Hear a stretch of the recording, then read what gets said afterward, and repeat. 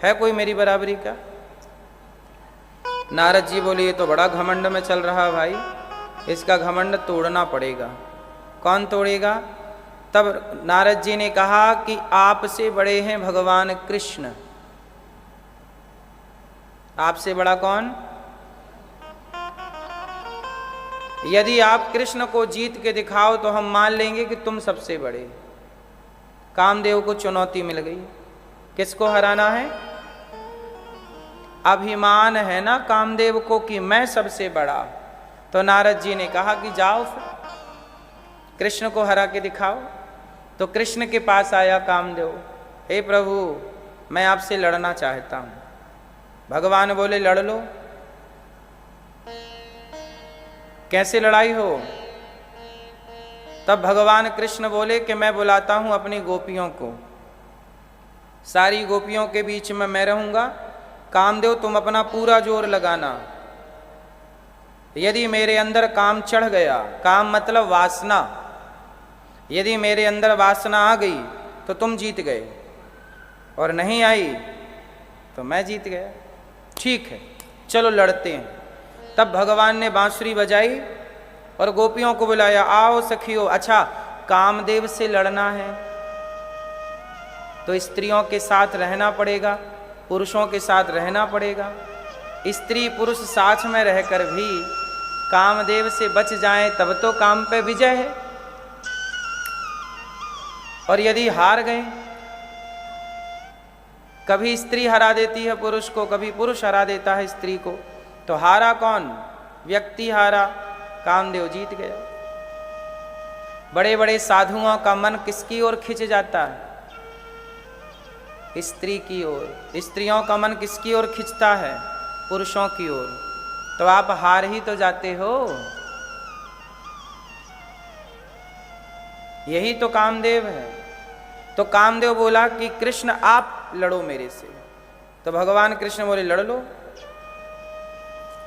पर भगवान कृष्ण किसके साथ लड़ेंगे? कामदेव के साथ। सहायक कौन? गोपियां। हजारों गोपियां आईं और हजारों गोपियों के संग भगवान कृष्ण रहे।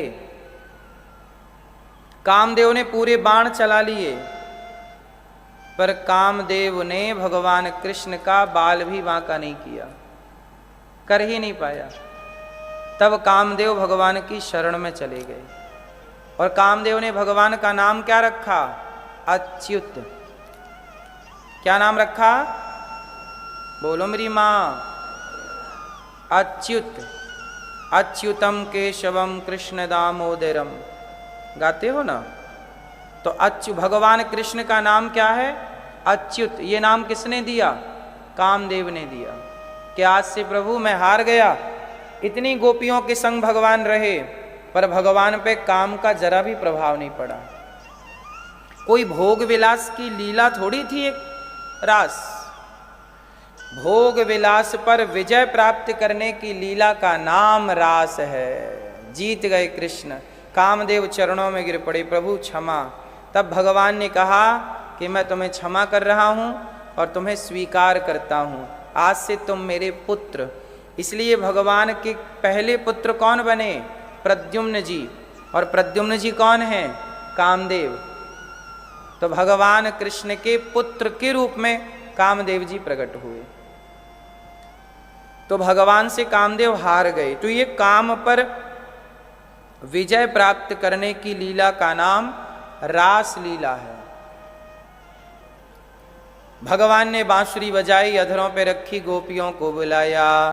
गाय दोह रही थी, दुहन्त्यो भी अयो काश्चित दोहम हित्वा समुत्सुकाः।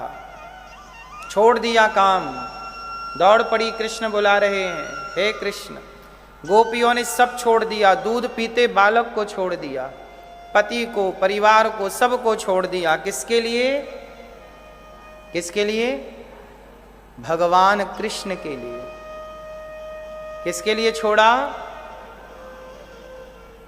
बोलो मेरी मां। भैया किसके लिए छोड़ा भगवान? गोपियों ने अपने परिवार को किसके लिए छोड़ा? अच्छा मुझे एक बात बताओ आप लोग, गोपियां अपने दूध पीते बालक को छोड़ रही हैं, परिवार को छोड़ रही हैं, सब कुछ छोड़ दिया। ये गोपियों ने सही किया कि गलत किया है?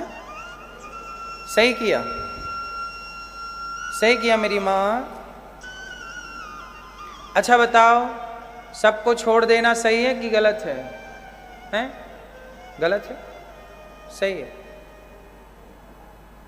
गोपियों ने सबको छोड़ दिया, दूध पीते बालक को, दुहंत्यो भिययो काश्चित, गाय धो रही गाय को, दूध को, काम को, भोजन बना रही भोजन को, सब कुछ छोड़ दिया, दौड़ पड़ी पागलों की तरह कृष्ण कृष्ण कृष्ण।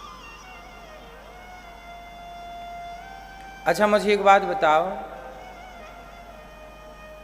कर्म बड़ा है कि धर्म बड़ा है? आप बताइए क्या बड़ा है? कर्म, तू कर्म कर, कर्म बड़ा कि धर्म बड़ा? बोलो, कौन बड़ा? कर्म। कौन बड़ा? धर्म। कर्म बड़ा। कितने लोग कर्म को बड़ा मानते हैं? हाथ उठा के। कर्म बड़ा। कितने लोग कर्म को बड़ा मानते हैं? हाथ उठाओ मेरी मां। अब धर्म को कितने लोग बड़ा मानते हैं? आप नहीं हाथ उठा रहे हैं। आप किसको बड़ा मानते हैं, कर्म बड़ा कि धर्म बड़ा? आप भैया जी, कौन बड़ा? कौन? कर्म कि धर्म? कर्म। आप बताओ भैया, कौन बड़ा? कोई एक चुनना पड़ेगा, कर्म धर्म, क्या चुनोगे? हैं?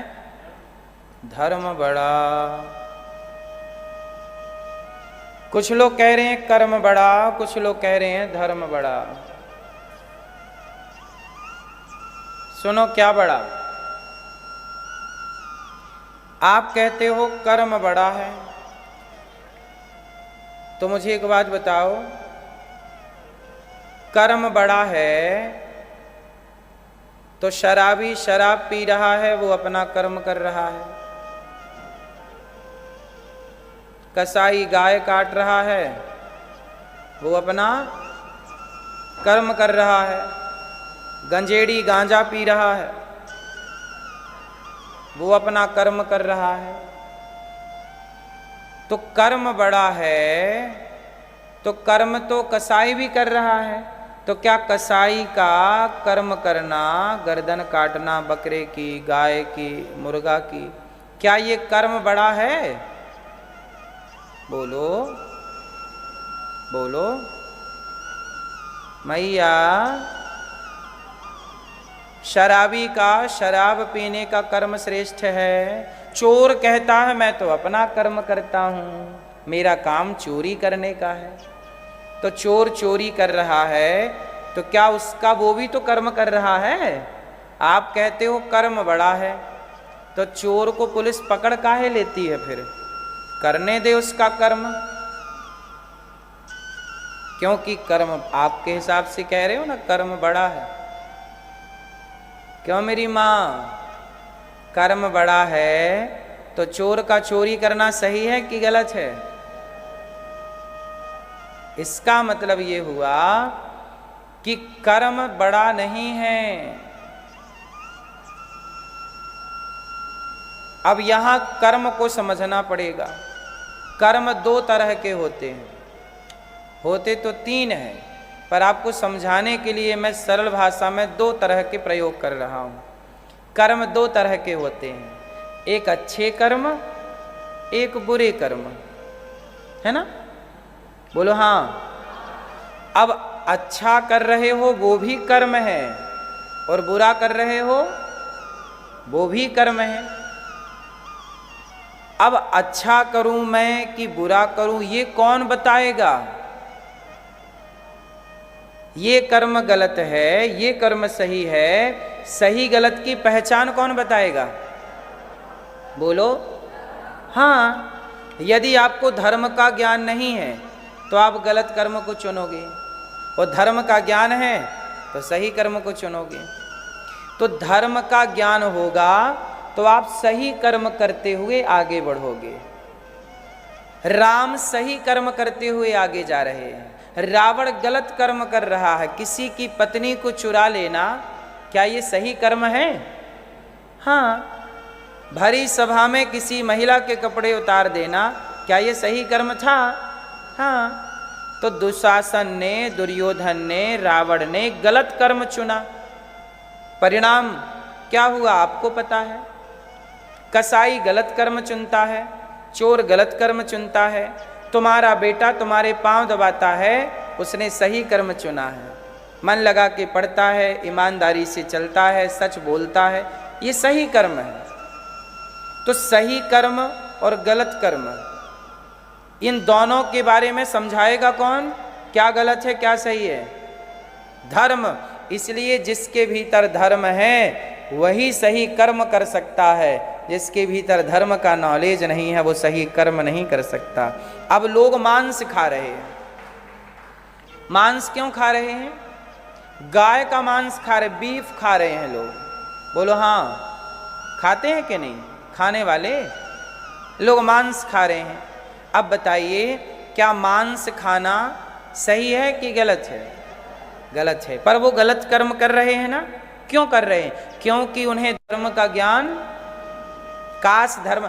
आप, एक आदमी झूठ बोल रहा था, क्यों बोल रहा था?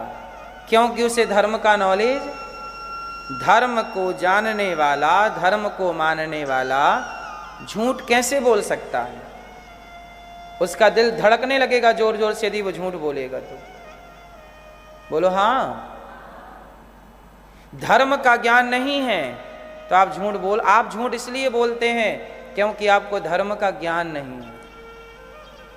मांस इसलिए खाते हैं लोग क्योंकि धर्म का ज्ञान नहीं है। गलत रास्ते पर निंदा, अब बैठे बैठे निंदा कर रहे हैं, चुगली कर रहे हैं, अरे ये गलत, ये गलत है। क्यों कर रहे हो निंदा? निंदा इसलिए कर रहे हो क्योंकि आपको धर्म का ज्ञान नहीं है। धर्म का ज्ञान होता तो जो समय आप निंदा चुगली में गवा रहे हो वो समय भगवान के चिंतन में लगाते, अच्छे काम में लगाते, अपने उत्थान में लगाते, अपने लिए अच्छी प्लानिंग कर लेते। इसलिए क्या बड़ा हुआ? क्या बड़ा हुआ? धर्म से किया गया कर्म श्रेष्ठ है, धर्म से ना किया गया कर्म श्रेष्ठ। इसलिए मूल में है धर्म।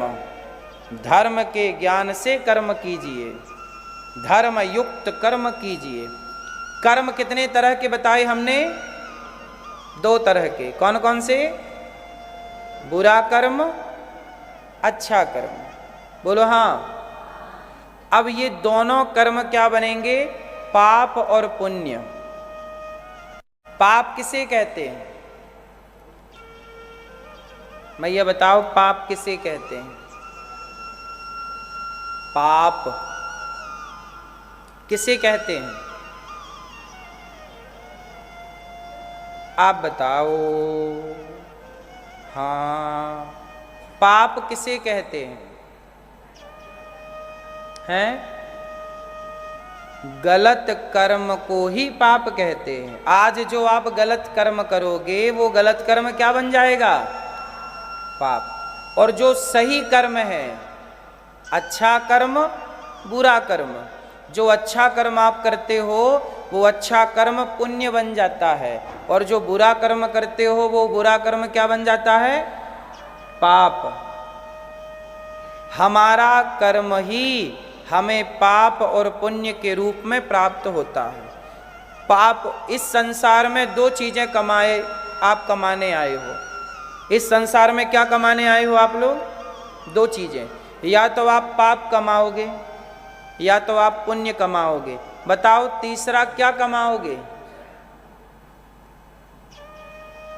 या तो किसी को खुशी दे के पुण्य कमाओगे या किसी को दुख दे के पाप कमाओगे। किसी की जान बचा के पुण्य कमाओगे, या किसी की हत्या करके पाप कमाओगे, या सच बोल के पुण्य कमाओगे, या झूठ बोल के पाप कमाओगे। किसी को रोटी देकर पुण्य कमाओगे, या किसी से रोटी छीन करके पाप कमाओगे। या तो आप पाप कमाओगे या तो आप पुण्य कमाओगे। तीसरा कुछ है कमाने के लिए लंदन में? बोलो मेरी माँ, है कुछ कमाने के लिए? क्या कमाओगे? क्या कमाओगे? भाव? पाउंड? पाउंड कमाओगे? हैं? पाउंड भी तो पाप से कमाया जाएगा या पुण्य से कमाया जाएगा? पैसा भी आप या पाप से कमाओगे या तो पुण्य से कमाओगे। पुण्य से मतलब या तो आप झूठ बोल के कमाओगे तो पाप होगा, सच बोल के कमाओगे तो ईमानदारी से कमाओगे, पाउंड तो पुण्य है। बेईमानी से पाउंड कमाओगे तो मतलब कुल मिला के पाप या पुण्य ही कमाओगे आप। तीसरा कुछ नहीं है कमाने को। पैसा भी तो ईमानदारी बेईमानी से कमाते हैं लोग, तो वो पाप पुण्य तो हो गया कि नहीं? लोग नहीं कहते यार ये तू पैसा कमा जरूर रहा पर तेरा पाप का पैसा है। लोग कहते ना तेरी पाप की कमाई है। अब जैसे किसी का कारोबार है गाय काटने का, बकरा काटने का, तो बकरा काट के भी तो वो पैसा कमा रहा है, पर वो पैसा कौन सा पैसा है? पाप का पैसा है। और कोई मजदूरी कर रहा है, पसीना बहा रहा है, ईमानदारी से काम करता है 8 घंटे और 8 घंटे का ईमानदारी का कमाता है, तो बताओ उसका पुण्य का हुआ? तो कमाई दो ही है, या पाप या पुण्य। इसलिए कहता हूं बुरा कर्म करोगे पाप कमाओगे। बुरा कर्म ही पाप कोई कमाता नहीं है, बुरा कर्म ही पाप बन के आपके पीछे पड़ जाता है। पाप कभी साथ नहीं छोड़ता, पुण्य कभी साथ नहीं छोड़ता। मेरी परछाई कभी मेरा साथ छोड़ेगी? ऐसे आपके द्वारा किया गया पाप, आपके द्वारा किया गया पुण्य आपकी परछाई बन के आपके साथ रहेगा। मैं बार बार उदाहरण दे के समझाता हूं कि दशरथ जी ने श्रवण कुमार को मार दिया। श्रवण कुमार के माँ बाप तड़प तड़प के मर गए। दशरथ जी से पाप हो गया। प्यासे माँ बाप मारे गए तड़प तड़प के, श्रवण मर गया। श्रवण पानी लाने गया था अपने अंधे माँ बाप के लिए, प्यासे थे उसके माता पिता। माँ बाप ने कहा बेटा जरा पानी ला दो, हमें प्यास लगी है। तो पानी लेने गया था, पानी भर रहा था घड़े में कि दशरथ जी ने बाण मार दिया। बताओ बूढ़ा बाप प्यासा था कि नहीं? बूढ़ी माँ प्यासी थी कि नहीं? और श्रवण मर गया। जब श्रवण मरा तो अंधे को पता चला, अंधी को पता चला, श्रवण के माता पिता को, कि हमारा तो बेटा मर गया, दशरथ जी के हाथ का पानी नहीं पिया। और बेचारे दोनों तड़प तड़प के मर गए।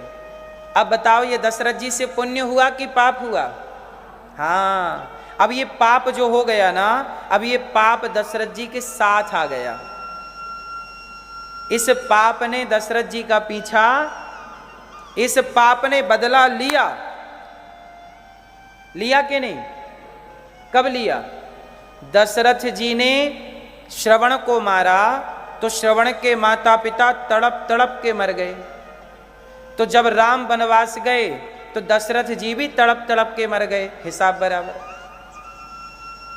जो तुमने आज कर्म किया है वो पाप बन के तुम्हारे संग रहेगा, या अच्छा किया है तो पुण्य बन के संग रहेगा, और वो पुण्य तुम्हारी रक्षा करता रहेगा। यदि अच्छा किया है तो पुण्य बन के तुम्हारी परछाई की तरह साथ रहे, वो पुण्य तुम्हारी बाल बाल रक्षा करेगा।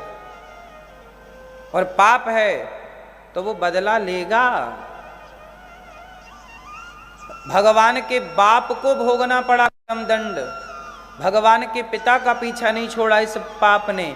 हमारा पाप हमारा पीछा छोड़ देगा? आपका पाप आपका पीछा छोड़ देगा? इसलिए मेरी माँ, बेटा बेटी को पैसे तो बांट दोगे, पर जो तुमने पाप कमाए हैं ना पैसे के लिए, वो पाप तुम्हारी परछाई बन के रहेगा। भीष्म पितामह का पाप उनके संग रहा, उन्होंने एक सांप को कांटों के ढेर में फेंक दिया था, वो पाप पितामह के पीछे पड़ गया, और फिर भीष्म पितामह को बाणों की सैया में लेटकर वो पाप चुकाना पड़ा। बोलो हाँ कि ना? आपको क्या लगता है? आपको बड़ा कष्ट हो जाता है, शारीरिक कष्ट, पारिवारिक कष्ट, सब कुछ है महाराज, फिर भी बड़ी तकलीफ है। ये तकलीफ क्यों आ गई अकस्मात? तुम्हारे पाप प्रकट हो गए, जो परछाई बन के साथ थे अब वो तुम्हारी खोपड़ी पर चढ़ गए, और तुम्हारे पापों का दंड तुम्हें मिल रहा है तुम्हारी बीमारी के रूप में। इतने अच्छे अच्छे डॉक्टरों को आपने दिखाया पर बीमारी जाने का नाम नहीं ले रही है। इतना पैसा खर्च कर दिया आपने, दुनिया भर में दिखाया, अमेरिका, जापान, लंदन में दिखा लिया, पर बीमारी ठीक नहीं हो रही है। इसका मतलब वो बीमारी नहीं है, वो पाप ही तुम्हारी बीमारी के रूप में है, उसे भोगना पड़ेगा। डॉक्टरों के बस में होती तो चली जाती ना अब तक। बोलो हाँ। इसलिए मेरी माँ, तुम्हारा पाप तुम्हें भोगना पड़ेगा। इसलिए कहता हूं, पाप करने से डरो, मोबाइल चलाने से बचो,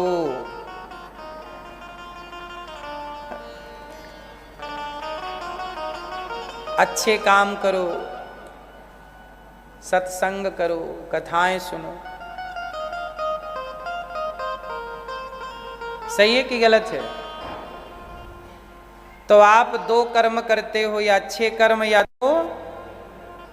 तो क्या कर्म करना है मेरी माँ? बुरा ना करना। गोपियों ने सब छोड़ दिया, कर्म छोड़ दिया, कृष्ण को पाना धर्म है, धर्म नहीं छोड़ा। सब छोड़ देना सही है, पर भगवान को छोड़ देना सही। प्राण जाए तो जाए, धन जाए तो जाए, पर धर्म ना जाए। दशरथ जी ने यही तो कहा, प्राण जाए पर वचन न जाए, धर्म न जाए ना। हरिश्चंद्र बाजार में बिक गए, रोहित बाजार में बिक गया, पत्नी तारा बाजार में बिक गई। डॉम बनकर के हरिश्चंद्र एक शमशान में काम करने लग गए। राजा थे हरिश्चंद्र, पर इतना यातना, इतना कष्ट सहा। मैया सो रही हो मेरी माँ? नहीं, पीली मैया पीछे वाली नहीं। हाँ सुनो, हरिश्चंद्र ने इतना कष्ट किसके लिए सहा? बाजार में बिक गए, नहीं बिके? किसके लिए? बेटा बिके तो बिक जाए, पत्नी बिके तो बिक जाए, मैं बिकूं तो बिक जाऊं। खुद को बेच दिया। राजा थे हरिश्चंद्र, शमशान में मुर्दा जलने आते थे ना, तो मुर्दा जलाने का टैक्स लेने का काम हरिश्चंद्र को मिला, डॉम ने खरीदा। आज भी हरिश्चंद्र घाट काशी में है, आज भी उनका वो शमशान घाट है जहां पे उन्होंने काम किया। बाजार में बिक गए, किसके लिए? क्यों बिकना पड़ा? धर्म के लिए। सत्य बोलूंगा, सत्य नहीं बोलूंगा। हरिश्चंद्र को क्यों बिकना पड़ा? पूरी कथा पता है आपको? क्या सिचुएशन हुई, क्या हुआ कि उन्हें बाजार में बिकना पड़ा? पता है? शॉर्ट में, सूक्ष्म में आपको जरा सी बात सुना देता हूं हरिश्चंद्र जी की। हुआ क्या था कि विश्वामित्र जी नाम के ऋषि थे। विश्वामित्र एक बार क्या हुआ कि वशिष्ठ जी और विश्वामित्र जी देवताओं के पास पहुंचे। तो विश्वामित्र जी ने कहा कि इस धरती पे कोई सत्यवादी है? तो वशिष्ठ जी ने कहा कि मेरा चेला है। वशिष्ठ जी कौन है? राम के गुरु। और हरिश्चंद्र कौन है? राम के पूर्वज, राम के वशिष्ठ जी ने कहा कि मेरा शिष्य है हरिश्चंद्र, सत्यवादी है, झूठ नहीं बोलता। तो विश्वामित्र जी बोले मैं परीक्षा लेना चाहूंगा। ठीक है, आप परीक्षा ले लो। विश्वामित्र जी गए परीक्षा लेने। विश्वामित्र जी ने कहा राजन हरिश्चंद्र, मैं यज्ञ करना चाहता हूं, तो यज्ञ में थोड़ा मुझे सोना चांदी की जरूरत पड़ेगी, क्या तुम मेरे यज्ञ में सहयोग करोगे? कहा महाराज आप जो चाहते हैं ले जाइए। कहा कि मुझे इतनी स्वर्ण मुद्राएं चाहिए, यज्ञ में इतना स्वर्ण मुद्रा, उस समय सोने के सिक्के चलते थे, स्वर्ण मुद्रा चलती थी, मुझे इतनी स्वर्ण मुद्रा चाहिए। ठीक है महाराज, ये रही आपकी स्वर्ण मुद्रा। ला के दे दिया खजाने से हरिश्चंद्र, ये रही। विश्वामित्र जी ने कहा कि मैं स्वर्ण मुद्राएं ले तो जाऊं, पर मैं तो घास की झोपड़ी में रहता हूं, यज्ञ करूंगा अगले साल, अभी कहाँ रखूंगा, इसलिए एक काम करो, ये स्वर्ण मुद्राएं मेरी, पर मैं रख रहा हूं तुम्हारे पास। ठीक है महाराज, आपकी अमानत मेरे खजाने में है, जब आप बोल दोगे तो आपकी अमानत आपको मिल जाएगी। ठीक है। अब हुआ क्या कि विश्वामित्र जी ने एक कन्या को प्रकट किया। देखो परीक्षा तो ले ही रहे थे, एक कन्या को प्रकट किया बड़ी सुंदर, हरिश्चंद्र के पास भेजी। उस कन्या ने कहा महाराज मैं आपसे विवाह करना चाहती हूं, मैं विश्वामित्र जी की पुत्री हूं, मेरे से विवाह कर लीजिए आप। हरिश्चंद्र ने कहा नहीं, मेरी पत्नी तारा है, मैं अपनी पत्नी को छोड़ करके किसी और स्त्री को देखूंगा तो या वो मेरी माँ के रूप में होगी, या तो मेरी बहन के रूप में होगी, या तो मेरी बेटी के रूप में होगी, चौथा कोई नजरिया नहीं हो सकता। वो कन्या बिगड़ गई, विश्वामित्र जी को ले आई। विश्वामित्र जी ने कहा राजन मेरी बेटी चाह रही है आपसे विवाह करना, क्यों नहीं कर लेते? नहीं महाराज, मेरे से विवाह ना करो, आप जो चाहो, ये कन्या को जो चाहिए मैं इसे दे दूंगा। विश्वामित्र जी आपको जो चाहिए ले लीजिए, पर मुझे विवाह का दबाव मत दीजिए, मैं विवाह नहीं कर सकता। तो विश्वामित्र जी बोले तू सब कुछ दे सकता है? बोले जो आप चाहो मैं सब कुछ दे सकता हूं, पर मैं अपनी पत्नी को धोखा नहीं दे सकता। तो ठीक है, तुम अपना राज्य मुझे दे सकते हो? हाँ महाराज। तुरंत अपना संपूर्ण राज्य दे दिया। विश्वामित्र जी राज्य को स्वीकार कर लिए और विश्वामित्र जी बोले सुनो, ये राज्य आज से हमारा, अब तुम जाओ, लेकिन जाने से पहले ये बताओ अब मेरे यज्ञ की डेट आ गई है, वो जो तुमको मैंने धन दिया था वो धन वापस करो। वो स्वर्ण मुद्राएं? बोले महाराज वो तो खजाने में है। बोले राज्य दे दिया है, लेकिन जो मेरा वाला धन था यज्ञ करने के लिए तुमने दिया वो कहाँ है? अब कहाँ से लाएं? अब तो राज्य दे चुके हो, राज्य के भीतर खजाने थे तो वो सब चला गया। अब बोले महाराज मुझे 1 महीने का टाइम दो। तो एक साधु का ऋण चुकाने के लिए हरिश्चंद्र काम मांगे, पत्नी तारा, कपड़े उतार लिए, इनके सामान्य कपड़े पहन के ये दर दर भटकने लग गए। सब राज्य छिन गया, सब चला गया, पत्नी बेटा सब दर दर की ठोकर खाने लग गए। महीने का आखिरी दिन आ गया, संत का ऋण नहीं चुका, क्या बिना चुकाए मर जाएंगे? तो गंगा जी में डूब करके मरने का प्लान करने लग गए। तब तारा ने कहा महाराज आप ऐसा मत करो, मुझे क्यों नहीं बेच देते बाजार में? तारा ने अपने को बेच करके कुछ पैसे हरिश्चंद्र को दिए, रोहित ने अपने को बेच कर कुछ पैसे दिए, इन्होंने भी अपने को बेचा और उतना स्वर्ण मुद्राएं प्राप्त की जितनी जरूरत थी, और उन्होंने विश्वामित्र जी को दिया और खुद बिक गए। चाहते हरिश्चंद्र तो बोल देते कि नहीं देता मैं राज्य, मैं नहीं दूंगा, आप क्या कर लोगे? लेकिन नहीं, सत्य ना जाए। इनके बेटे को सांप ने डस लिया, रोहित को, और इनकी पत्नी तारा, जब सांप डसा बच्चे को, उड़ाने के लिए कफन का टुकड़ा नहीं था, उठा करके गोद में लाई, शमशान में तो कम से कम दफना दूं या चिता पे जला दूं। उसी शमशान में हरिश्चंद्र काम करते थे।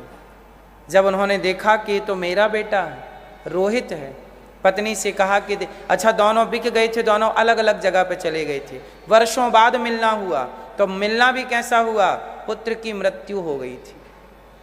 रोहित 5-6 साल का था, सांप ने डस लिया। सोचिए, जब रोहित मरा तो हरिश्चंद्र ने कहा कि इस शमशान में आपको चिता पे जलने नहीं दिया जाएगा, इस बच्चे को, या दफन नहीं होने दिया जाएगा, क्योंकि यहाँ का नियम है कि पहले टैक्स देना पड़ेगा। पत्नी से कहा पहले टैक्स दो। तारा बोली मेरे पास कहाँ, मैं तो बिक चुकी हूँ। महाराज जी आपका बेटा है, आप अग्नि दे दो इसे। नहीं, मेरा बेटा ये था, पर अब मैं किसी का नौकर हूँ और मेरा मालिक का अधिकार मेरे ऊपर है। उसने पैसे से खरीदा है, अब मैं इस पुत्र की अंतिम क्रिया नहीं कर सकता, इसे यहाँ जलने की इजाज़त नहीं दे सकता। ये सारी बातें जब आप पढ़ोगे ना हरिश्चंद्र का उपाख्यान, तो आंखों से आंसू रोक ना पाओगे। धर्म के लिए, सत्य के लिए बाजार में बिक गए। अच्छा, संयोग देखिए कि वो तारा शमशान में खड़ी बेटे की लाश लेकर, और तारा को जिसने खरीदा था उसके घर हो गई संयोग से चोरी। तो उसे लगा कि मेरी दासी ही चोरी करके भागी है। राजा को शिकायत की तो राजा ने आदेश दे दिया कि उस महिला की हत्या कर दी जाए। अब सेना आई और तारा को पकड़ लिया, बोले इसने पंडित जी के घर चोरी की है, इसकी दासी थी, चोरी करके भागी। अब तारा को मृत्यु दंड मिल गया। अब सोचो, बेटा मरा पड़ा है और हरिश्चंद्र के आगे उनकी पत्नी को मारा जा रहा है। तब डोम आ गया। डोम मतलब जिसने हरिश्चंद्र को खरीदा था, उसने कहा, राजा ने उसी डोम को आदेश दिया कि इस महिला की हत्या कर दो, इसे सिर काट दो इसका। तो डोम ने हरिश्चंद्र को तलवार पकड़ाई कि ये रही तलवार, जरा इस महिला की हत्या कर दो। अब सोचिए, हरिश्चंद्र के सामने बेटा मरा पड़ा है और पत्नी को मारने का आदेश मिल गया है, किसे मार दो। हरिश्चंद्र जी के हाथ कांपने लग गए। कौन अपनी पत्नी पे तलवार चलाएगा? कांपने लग गए। पत्नी बोली, स्वामी हाथ ना कपाइए, बेटा चला गया तो आ जाएगा, पत्नी चली गई तो फिर दूसरी पत्नी आ सकती है, पर स्वामी आपका धर्म चला गया तो नहीं आएगा, इसलिए धर्म की रक्षा कीजिए स्वामी, पत्नी की रक्षा मत कीजिए, जाने दीजिए। हरिश्चंद्र ने तलवार उठाई और जब आगे बढ़ाई तो विश्वामित्र जी अब तड़प गए। बस कर बेटा, बस कर। प्रकट हो गए वहाँ भगवान, प्रकट हो गए। वाह हरिश्चंद्र, जब तक ये धरती रहेगी सत्यवादियों में तुम्हारा ही नाम होगा।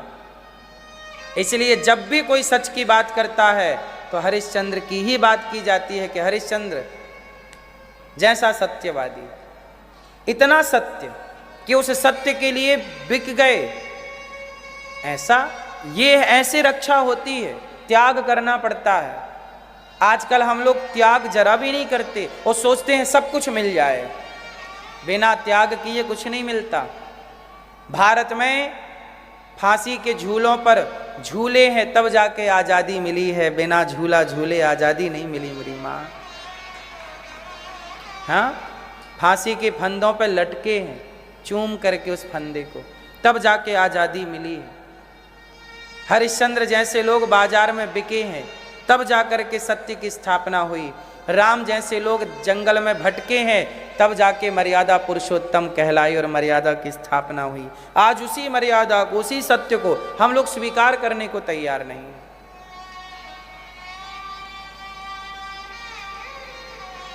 इसलिए कहता हूं कि अपना स्वधर्मे निधनम श्रेयः पर धर्मो भयावह। कहते हैं धर्मो रक्षति रक्षिता, जो धर्म की रक्षा करता है धर्म उसकी रक्षा करता है। इसलिए प्राण जाएं तो जाएं, धर्म नहीं जाना चाहिए। इसलिए प्राणों से बड़ा कोई है तो धर्म है, प्राणों से भी बड़ा कोई है तो, इसलिए मेरी माँ धर्म का पालन करो। मोरध्वज नाम के एक राजा हुए हैं। क्या नाम था? मोरध्वज। एक बार अर्जुन ने कहा, धर्मराज युधिष्ठिर ने बहुत बड़ा यज्ञ किया, तो अर्जुन ने भगवान कृष्ण से कहा कि प्रभु मेरे भाई से बड़ा कोई दानी है? तो भगवान कृष्ण मुस्कुराए, कहा अर्जुन तुम्हारे भाई का तो नाम दूर दूर तक नहीं है, तो सबसे बड़ा दानी कौन है? भगवान कृष्ण बोले सबसे बड़ा दानी है मोरध्वज। क्या नाम है? क्या नाम है? मोरध्वज। अर्जुन बोले चलो परीक्षा लेके आते हैं।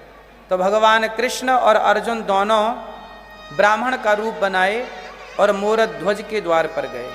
मोरध्वज का नियम था कि पहले भोजन कराते फिर भोजन करते, पहले दान करते फिर कुछ पानी और भोजन ग्रहण करते।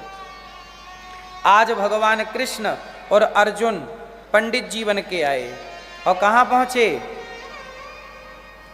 मोरध्वज के द्वार पर। अच्छा, भगवान के साथ ना एक शेर भी था। यमराज को बुला लिया, यहाँ जरा शेर बन जाओ। तो बूढ़ा शेर बन गए कौन? यमराज जी। अर्जुन बन गए पंडित जी, कृष्ण बन गए पंडित जी और पहुंच गए मोरध्वज के द्वार पे। महाराज की जय हो। मोरध्वज बोले ब्राह्मण देवता आओ, सुबह सुबह आप आए हैं, आपको जो चाहिए सो ले लो। तो भगवान कृष्ण बोले कि हे मोरध्वज, हमने सुना है तुम बहुत बड़े दानी हो, क्या आज हम जो मांगेंगे हमें दोगे? मोरध्वज ने कहा कि आप मेरे प्राण मांग लीजिए, मैं प्राण दे दूंगा। राज्य मांग लीजिए, राज्य दे दूंगा, आप कहिए तो कहा भगवान कृष्ण बोले कि मुझे और कुछ नहीं चाहिए, वो हमारा शेर बाहर खड़ा है, बड़ा भूखा है, थोड़ा बूढ़ा हो चुका है, बस आप उसका पेट भरने की व्यवस्था कर दीजिए। मोरध्वज बोले ये कौन सी बड़ी बात है, आपके शेर का पेट मैं भर देता हूं। हाँ महाराज, कैसे भरोगे? क्योंकि शेर का पेट भरने के लिए किसी को मारना पड़ेगा।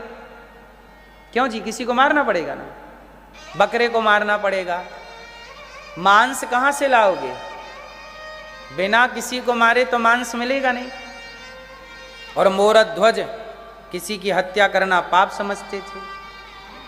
तो भगवान बोले कि कैसे पेट भरोगे शेर का? हमारा शेर भूखा है, बूढ़ा हो गया, दांत टूट गए हैं, बहुत भूखा है।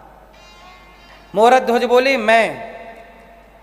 मैं अपना मांस अपने आप को परोसूंगा आपके शेर के आगे। सोचिए, राजा बोल रहा है कि मैं अपना ब्राह्मणों को वचन दिया है, जो मांगोगे दूंगा, उसका नियम था आप जो मांगोगे दूंगा। क्या मांग लिया? मांस चाहिए शेर का पेट भरने के लिए, तो मैं अपने को परोस देता हूं, आपका शेर खा जाएगा।